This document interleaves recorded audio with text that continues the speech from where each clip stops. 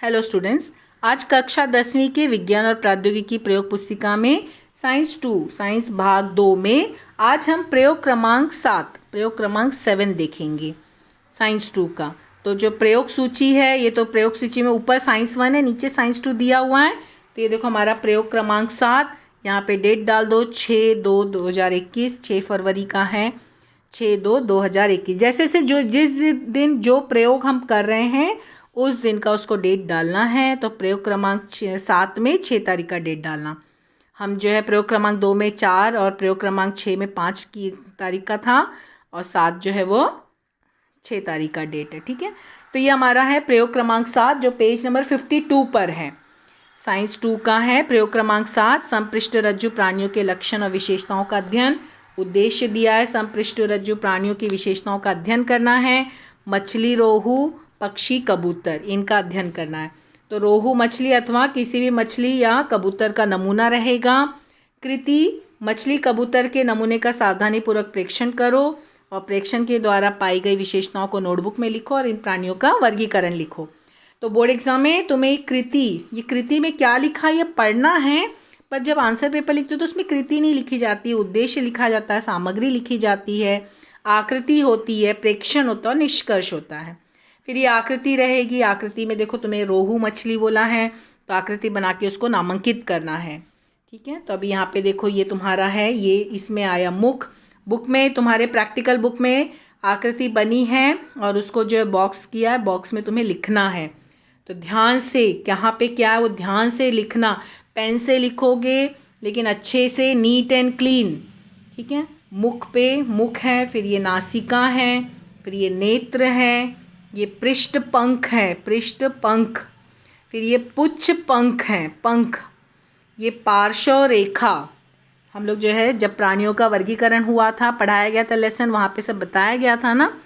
फिर यहाँ पे ये शल्क, श, फिर आधा ल, फिर क, फिर ये गुद पंख है, फिर उसके बाद ये श्रोणी पंख है, ये वक्ष पंख है। ठीक है, और फिर ये जो है प्रच्छद है, प्रच्छद। तो ये सब जो है इसको नामांकित कर लेना। फिर नामांकित करने के बाद अभी इसका जो है वर्गीकरण लिखोगे। वर्गीकरण में क्या आया, प्राणी, जगत में प्राणी, संघ में संपृष्ठ रज्जु, उपसंघ में शीर्ष पृष्ठ रज्जु। देखो हम लोग जो है पढ़े थे ना संपृष्ठ रज्जु प्राणी के बारे में, तो उसका 3 उपसंघ था और उसके 6 वर्ग थे। तो अभी हमें जब भी संपृष्ठ रज्जु आया तो उपसंघ में फिर देखना कौन सा है, तो ये शीर्ष पृष्ठ रज्जु है। और वर्ग क्या है, मत्स्य वर्ग का है। ठीक है, और उपवर्ग क्या है, अस्थिमय मत्स्य। ये हम लोग जब लेसन में पढ़ रहे थे प्राणियों का वर्गीकरण, वहाँ पे सब बताया गया था इसके बारे में। और वैज्ञानिक नाम इसका जो है, वैज्ञानिक नाम तो तुम्हारे प्रयोग पुस्तिका में ही लिखा हुआ है, मगर तुमको याद करना होगा क्योंकि जब ये प्रैक्टिकल एग्जाम लिखोगे तो फिर वहाँ पे तुम्हें लिखना होगा ना, तो ये याद करना होगा। ठीक है, फिर उसके बाद प्रेक्षण।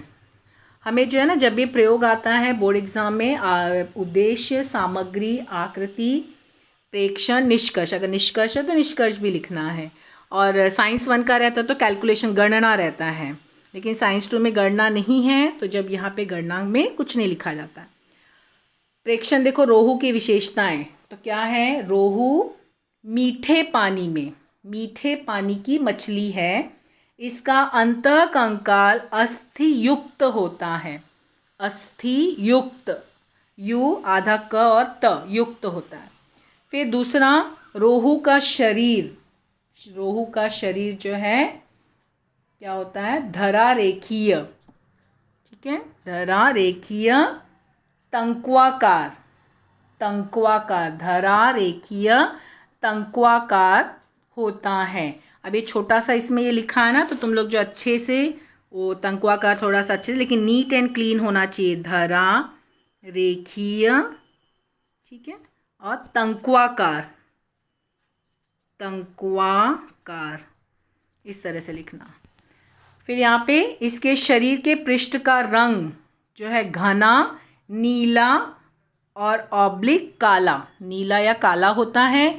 इसके शरीर के अधर और पार्श्व पृष्ठ भाग का रंग चंदेरी सफ़ेद। क्या आया, चंदेरी सफ़ेद। देखो रिक्त स्थान बहुत छोटा है, तो शब्द पूरे ठीक से बैठते नहीं हैं। तो तुम लोग छोटा छोटा करके सब पेन से भरना है, ब्लू या ब्लैक पेन से ही लिखना है, या तो ब्लू पेन से सब लिखो या ब्लैक पेन से लिखो। फिर उसके बाद यहाँ पर तीसरा है, इसके शरीर का बाह्य कंकाल शल्क युक्त होता है, शल्क युक्त होता है। फिर चौथा, रोहू का शरीर बड़ा होता है तथा शरीर के एक सिरे पर मुख होता है। इसकी आंखें बड़ी परंतु पलकहीन, यानी पलक नहीं होती है ना, पलकहीन होती हैं। फिर पांचवा, क्लोम अस्थिमय आच्छादक, क्लोम अस्थिमय आच्छादक से ढका रहता है। आच्छादक देखो यहाँ पे इस तरह से थोड़ा ऊपर लिखा गया है, ठीक है, ठीक से लिखना, नीट एंड क्लीन, अच्छे से साफ सुथरा। ये रिक्त स्थान छोटा सा है तो थोड़ा ऊपर जाएगा, लेकिन अच्छे से लिखोगे। फिर छठवां, पृष्ठ पंख अधर पंख, तो यहाँ पे अधर पंख पुच्छ पंख जोड़ी में नहीं होती हैं, ठीक है, पृष्ठ पंख अधर पंख और पुच्छ जोड़ी में नहीं होती हैं। जबकि आगे क्या आएगा, वक्ष पंख श्रोणी पंख जोड़ियों में विद्यमान होते हैं, ठीक है। फिर सातवां, रोहू मछली तैरते समय पुच्छ की सहायता से दिशा बदलती है, जो पुच्छ पंख होता है ना उससे वो अपनी दिशा बदलती। ये हो गया रोहू मछली के बारे में जो पेज नंबर 52 पर है। अब पेज नंबर 53 पर इसी प्रयोग क्रमांक 7 का ही दूसरा कबूतर के बारे में। तब यहाँ पे देखो ये कबूतर की आकृति वहाँ बनी हुई है और नामांकित करना। तो ये आया सिर है, ये चोंच, बराबर से सब नाम लिखना, ये नेत्र, पंख, ठीक है, नाखून युक्त उंगलियां, यहाँ पे नाखून युक्त अंगुलियां हैं क्योंकि ये जो है पक्षी वर्ग में आया ना, इसको नाखून होते हैं ना, प्राणियों का वर्गीकरण में हम लोग देखे थे। फिर ये कर्णरंध्र, गर्दन, पंख पर स्थित पर और पुच्छ पंख, इस तरह से ठीक से नामांकित करना। सब ब्लू पेन या ब्लैक पेन का यूज़ करना। पूरा प्रयोग या तो पूरा प्रयोग ब्लू से लिखना या पूरा प्रयोग ब्लैक से लिखना, ठीक है। फिर उसके बाद यहाँ पर उसका वर्गीकरण है, प्राणी, फिर संपृष्ठ रज्जु, शीर्ष पृष्ठ रज्जु, पक्षी वर्ग, ठीक है, इस तरह से इसका वर्गीकरण हुआ। फिर यहाँ पे क्योंकि देखो संपृष्ठ रज्जु आया तो उसका उपसंग आया, उपसंग आया तो उसका वर्ग आया। अब उसकी विशेषताएं यहाँ पर हैं, तो यहाँ पे देखो विशेषताएं क्या हैं। कबूतर की विशेषताएं, कबूतर का शरीर 4 भाग में विभाजित होता है, सिर, गर्दन, धड़, पूंछ, ठीक है। फिर कबूतर के सिर की में एक जोड़ी नासा छिद्र, एक जोड़ी नेत्र और एक मजबूत चोंच होती है, चोंच उसकी एक ही होती है ना। इस पक्षी के मुख में दांत नहीं होते, इसके दांत नहीं होते हैं, इसके मजबूत चोंच होती है लेकिन दांत नहीं होते ना।